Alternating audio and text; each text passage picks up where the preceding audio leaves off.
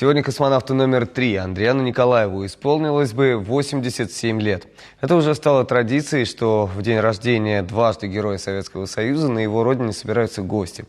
Он очень любил свои шоршилы. Здесь всю жизнь прожила его мама Анна Алексеевна. Андриан Григорьевич старался приезжать сюда почаще.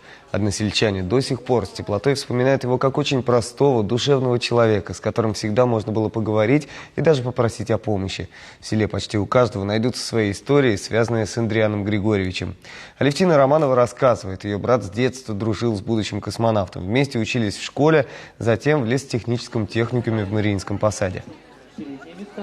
Он говорит, у него одеваться-то нечего было тоже. Многие голые были.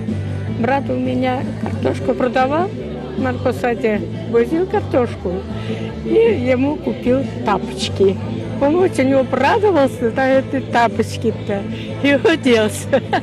Вот такие дела были. И вот эту неразрешимую задачу Андриан Григорьевич... О том, каким человеком был Андриан Григорьевич, сегодня говорили многие. Михаил Игнатьев напомнил собравшимся ребятам, школьникам и воспитанникам отряда юных космонавтов, как важно в жизни быть человеком целеустремленным. Андриан Григорьевич сделал все для того, чтобы самореализоваться в этой жизни. Когда ходил в школу, учился на отлично. Когда заканчивал Марбасадский лесотехнический техникум, учился на отлично. По тем временам отсюда ходил он до Шоршила, до Марбасада пешком и обратно. Настоятель местной церкви отслужил в часовне, где похоронен Андриан Николаев, панихиду. Собравшиеся возложили цветы в могиле космонавта номер 3.